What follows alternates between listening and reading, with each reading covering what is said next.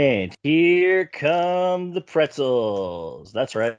Hunger Billionaires. We are the XP pretzels. What? I I don't was know. not consulted on this, nor was I informed prior to this moment. I do not like it. Surprise! All right, no, I'm just screwing around. Y'all know this is the XP Billionaires podcast. We're just really not sane, and I am the least sane of them all. This is Rafe Thegrim. And yet we put him in charge. Somehow. That's because the least sane is the most creative. No. Press X to doubt. But okay. More or less. All right. So as you can hear with me, I've got Irene and Sky with me, and Sky, how are you doing today? Oh, I'm good. Weirded out, but good. Oh, that's what I was going for. That's great. And Irene, how are you today? I'm all right. I'm just a little bit concerned that suddenly we're branching out into baked goods when this is a gaming podcast, but all right. Well, we just ate, so I mean, I think my mind's still kind of leaning towards food right now. I think that's kind of where it was going. But that being said, I mean, that's a perfect segue into our topic for this week. I'll notice the subtlety in that one. But so this week we are going to talk about tonal shifts in RPGs, or in just really storytelling in general, but we're going to use RPGs as an example. So yeah, when telling a story, keeping that same tone to your main narrative, it is really important to the success of your story in a lot of cases. But it's not always necessary that you keep it in that direction all the time. So sometimes shifting that tone heavily can really spark either a different emotion for your reader, for your listener, for your player. And sometimes that can just go from really, really fun to really, really dark. Or we can shift it in a full 180 and go from like a super serious story to the absolutely most ridiculous thing ever, i.e. us as pretzels. I can conceive of a few more things more ridiculous than us as pretzels, but okay. It was just one example. There's obviously better things we could do. But that being said, there have been some tonal shifts that have happened in RPGs that are really, really noteworthy or would just really stand out more than others.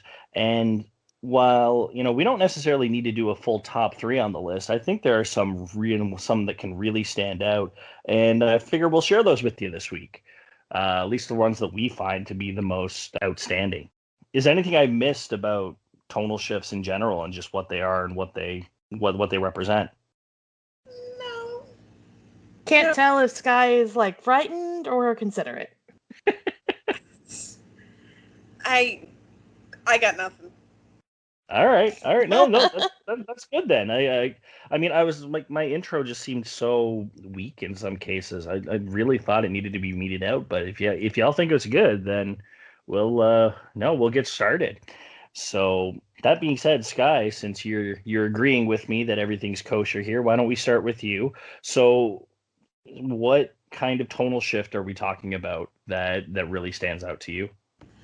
I'm going to talk a little bit about Shadow Heart's Covenant here. Because Shadow Heart's Covenant has exactly 2 tones. Incredibly serious and absolutely bonkers. And I specifically want to focus on the character of Joachim Valentine. Joachim is a walking tonal shift.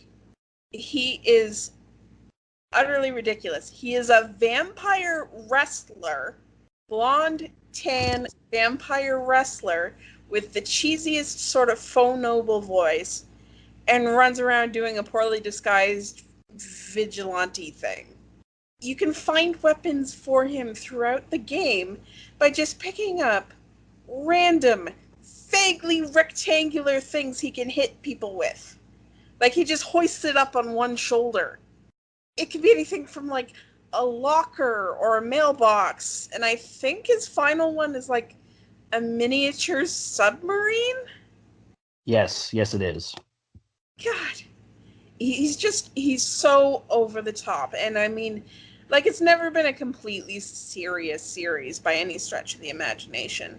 But Covenant is when they started ramping up the ridiculous humor, but it's also like the most sort of intensely serious of the games in other ways.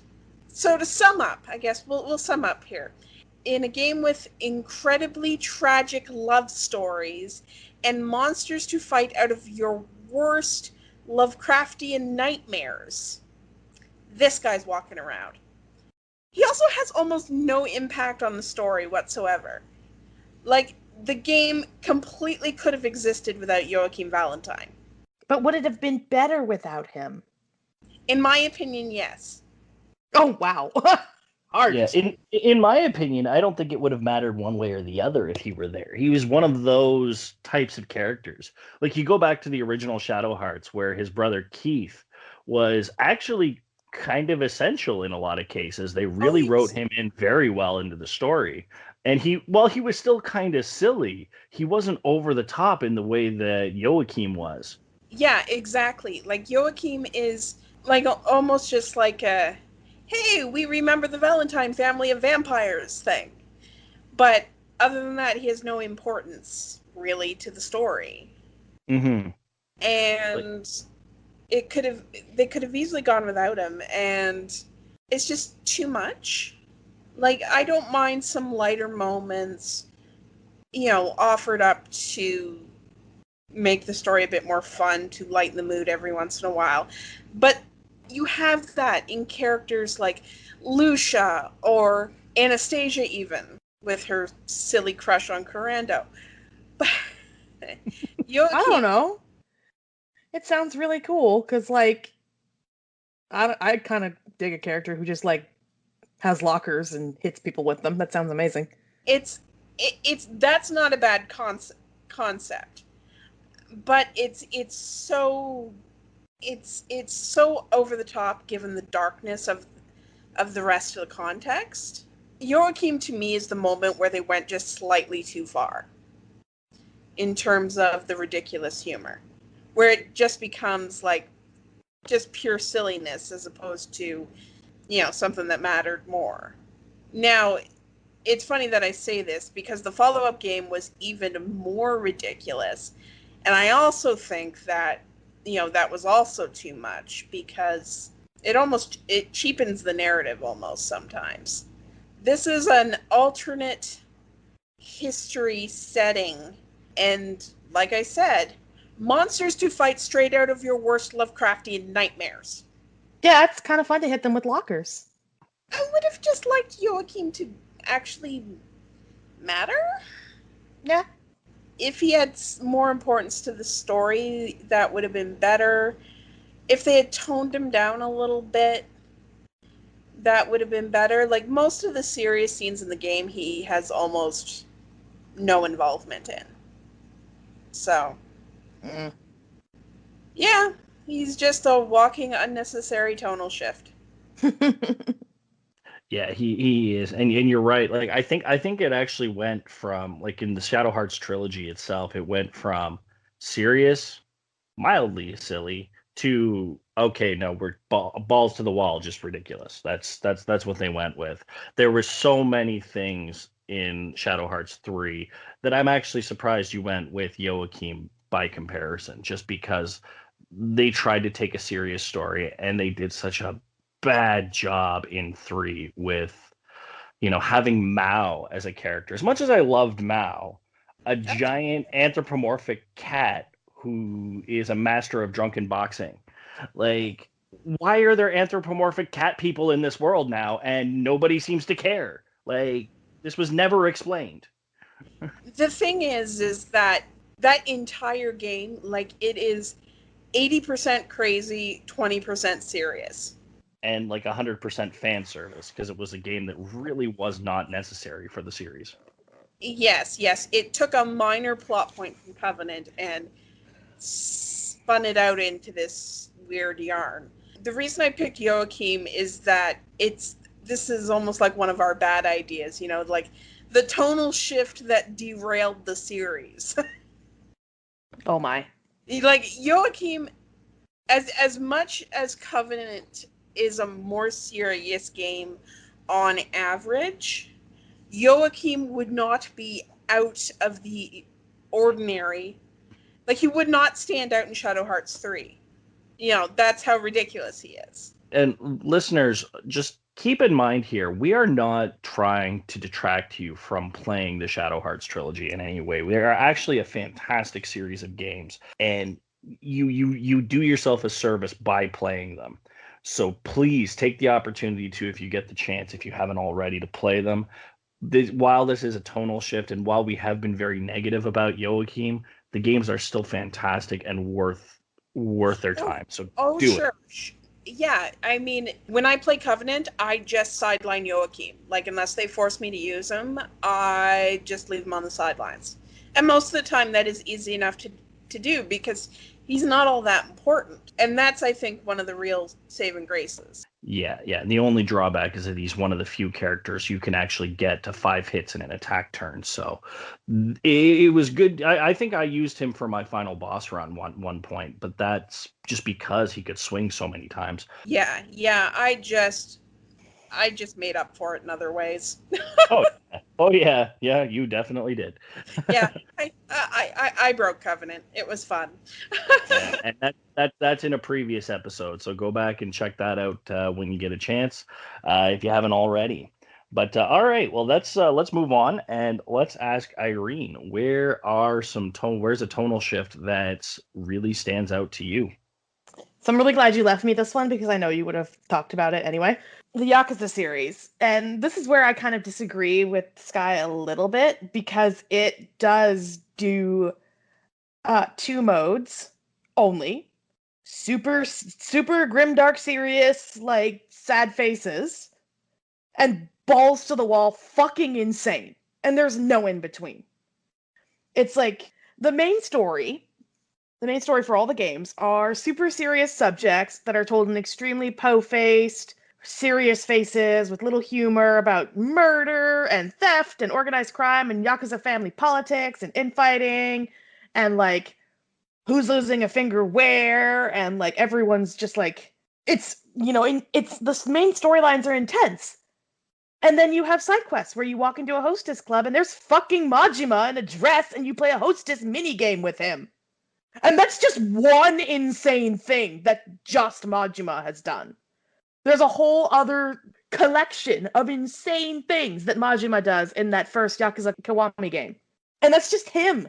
There's also, like, the really weird, like, rock, paper, scissors, bug lady minigame. There's, like, slot racing. There's just side quests that make no sense at all. Like, you're wandering around Kamurocho and you're wondering how any of these people manage to function, because their stories and their side quests are all so crazy that it's like, how is this real life?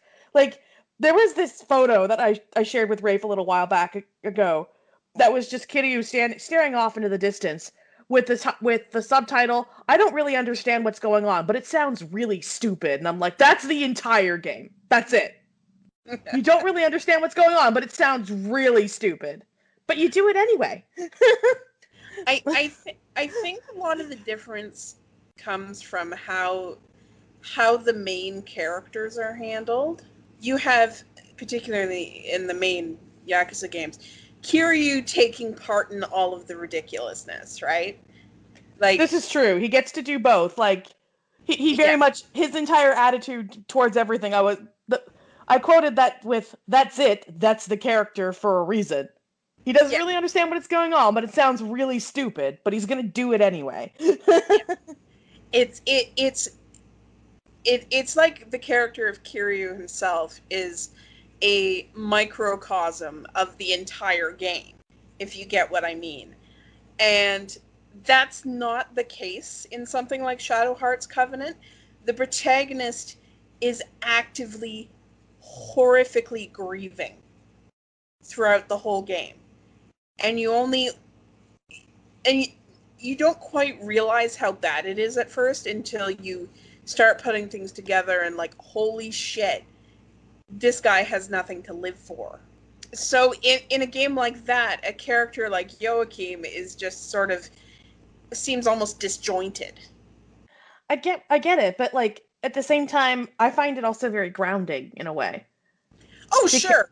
Because like the real world kind of works like that. You'll be having like the worst goddamn day of your life, and then someone will run by you doing something like pants on head, absolutely goddamn weird, and it's like it's sort of like it really made Kamurocho and like the Yakuza games feel like a little bit more tangible to me.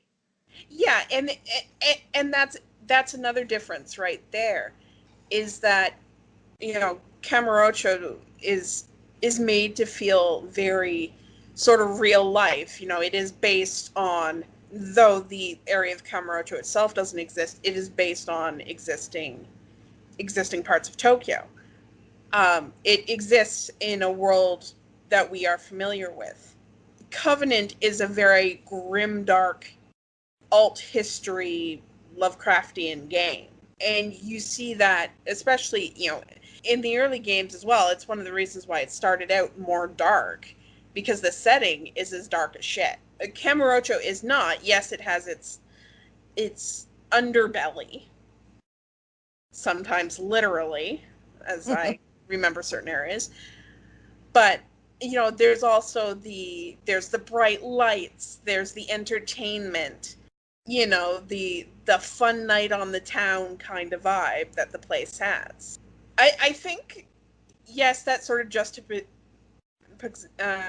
I can't say the word now. Juxtaposition. Thank you. Of the incredibly serious main storyline and the funny side quests, is a big tonal shift in a lot of ways, but it's also a tonal shift that makes sense within the setting. Yeah, and I actually really like that they did that, because if the side quests were just as po-faced as the main story, then I think rough. Yeah, it would be rough, but it's not just that. I think it would cause Yakuza and the series itself to just bleed into the sea of po-faced open world kind of games. Yeah, grimdark kind of.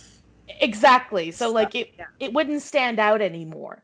It would lose something in its uniqueness if it didn't have that, like, just wandering down the street and all of a sudden there's a zombie apocalypse and zombie Majima's there and Kiryu's like earnestly believes there's a zombie apocalypse. Like, I'm sorry, like, he seems like a smart guy, but really? Yeah, and I mean, like, I think what the Yakuza games did was they, in a lot of ways, is just they owned their ridiculousness. Oh yeah, they dialed it up to 11 and they were like, this is what we're going to be now. We are here. Yeah. They completely own it. They run with it. It makes it a part of the whole experience. I mean, when you in Covenant, Joachim is like 70% of the ridiculousness. Just in him. In one character. Yeah, I get what you're saying. I get what you mean. It's like it's sort of like, hell, even Borderlands 2 had a nice little tonal shift in it. I won't get into it, but there's a part in the middle of the game where, like, there's with Handsome Jack as the villain, you get this sort of juxtaposition within that one character of somebody who is inherently somewhat ridiculous because he's just so delusional and so just so convinced, he's so bought into his own bullshit that he can't find his own ass with both hands in a map. But at the same time, he's so profoundly evil. Like, he's bought the line of crap because he's either truly a sociopath and doesn't believe it but wants to destabilize everyone around him, or he has to tell himself that to sleep at night. Yeah. Because he has done some shitty things. But the way he's portrayed is almost not like, I wouldn't say happy-go-lucky, but like, you know, sarcastic and smarmy and smooth talker, like, you know, so you have that. I get what you mean when you have that almost tonal shift, like, contained within one character. It can be very destabilizing for the party. I think the difference between those two, though, is that Jack was the central villain. I mean, we're talking really about, the difference in the writing and, a good implementation versus a bad implementation of similar things, right? Yeah, I get what you mean. Yeah, like you can... It's possible to make most things work if you're talented enough a writer. Problem is, most people aren't that talented. It just didn't quite make it. I get you mean. Yeah. Okay. But that was my thing, was that I liked the balance of the utterly ridiculous and the grimdark, because not only did it make the world feel unique, but it made it feel like alive and real. Yeah, because and the world is weird. It works in that case, which is really nice. Yeah, because like, I mean, how many times have I opened the news and been like, how is this real life? This can't be real. Right? This cannot be real. As we're getting to politics tonight, folks. I was going to talk about the time where like there was a maple syrup truck was heisted in Canada. Like, it was a few years ago. Somebody stole like a fucking maple syrup truck. Oh God! It sounded like a fucking like Canadian stereotype heist movie. It was so weird. Canadian people problems. Right? Truth is stranger than fiction. I was just like, why are you stealing that much maple syrup? What could you possibly need it for? I have so many questions. All right. Well, before we derail this a little bit more, sorry. No, that's okay. What I am going to tell you, however, Irene, is, I mean, you're basing your experiences with the Yakuza games solely on the first one, because I know that's the only one you've played. You need to get to the other games in the series, because not only does that ridiculousness get better, but the balance between it gets way better too, just because, especially getting into games like Yakuza 4, and I'll be talking about this on a future episode, there's just so much better balance, because you get to see way more of what Kamurocho has to offer. And I can't stress enough to just keep going if you can. Yeah, I think I'm actually gonna go back to them. I'm feeling a little bit more like Yakuza lately. Yeah. And I'm coming to visit soon, so I'll bring like a thumb drive with my save files on it, because I know you have all the discs. Yeah, I'll help you finish the first one. I loved the ending for that. All right. Well, that being said, let's move on to my tonal shift. And I know how last week we said, Sky won with worst dungeon design. I'm going for the win here with tonal shift. So here we go. So my tonal shift comes from Digimon Story Cyber Sleuth Hacker's Memory. So the second game in the Cyber Sleuth series that came out. This is by far one of the trippiest and jaw-dropping moments I've had in a long time. Honestly, the last time my jaw dropped that much playing a video game was Die Pigs in Suikoden 2. And if you don't know what that is, go look it up or go play the game, because it's fantastic. Yeah, and you can actually get it in digital nowadays. Yes. So during the game, you would actually do some side quests as a hacker. So you take on jobs to help out people in the city. And one of the side quests happens around mid-game, and it's called Cheat Strategy.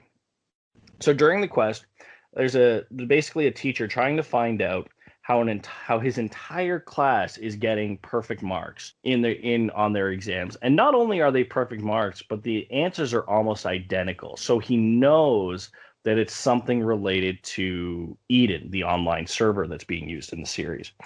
So you go in and you find out that all of the entire class is coasting along because they have one genius student who's created a pocket server and has basically doing all the work for them. The thing is, they're bullying this kid into doing it. And as you progress through this quest, he snaps. He locks them in this private server with their teacher. He takes control of their avatar bodies. Gives them all a knife, and they start going Caesar style onto the teacher. Jesus. And that's that. And this is just part one. And the visuals on this, like this is being played out similarly to a visual novel and how the story is being portrayed.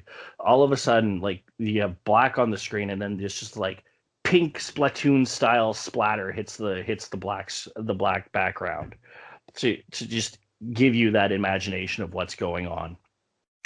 He then marches every single one of them up onto the roof and drops them. You're just sitting here watching this as like, holy shit. Like these kids, not of their own will, are basically experiencing suicide by jumping off of the roof of the school and dying. And the only reason that these kids didn't actually die is because you had a hacker partner that was able to like help out with the situation and keep just letting him experience what was going on, but not causing the harm that he was actually trying to do to these students. And they were allowed to experience that death so that they could learn a lesson on how they were treating him too. It was this absolute, serious, terrifying moment in an otherwise like bunch of quests that were really lighthearted and silly. It just came straight out of left field. And I think everybody learned a lesson, but it was in the hardest and most just terrifying way. Wow, that is a big risk from a storytelling perspective. Like subjects like suicide and things like that, if they're not handled well, then you could seriously The thing too is that while I use the term suicide, I mean this isn't technically what happened. This was this kid planning to murder his classmates. He took control of their avatar bodies. He's the one that marched them up there. He's the one that forced them to jump. So maybe it wasn't the right word that I used here, but this is also one of those topics that, you know, doesn't really get touched on. You know, school shootings, mass murder, that kind of thing happening because of one bullied or ostracized, you know, student. Like something that's so commonplace in Western society, to see something like that in a game about digital monsters. It just about mostly cute little digital monsters who, I believe, back in the first season of Digimon, it is established that their currency is poop. Yes. Not in the video games. However, yes, in the original digital world, yes, they traded poop. That is it's a touchy, very touchy subject and very strange. Just like this, yeah, we're just gonna leave this here and not comment on it. Pretty much. Like it was the quintessential description of shock value I had seen in a video game for a very long time. Now, I give them the best of credit for including that. And this wasn't the only darker style case that was going on. There was another one that was basically somebody was like trying to bomb the aquarium. Like it wasn't nearly as dark, but it was pretty messed up on its own. Like somebody had made like a perfect copy of the aquarium and there's going to keep it in Eden and on a private server for themselves, but they're going to blow the real one up. I think because weren't they going to like reno it or something in like the actual one? And that's maybe I don't remember, but I just remember it being this huge criminal case that you ended up like being a part of. But comparing that to this one that I've explained, apples and oranges here in this case.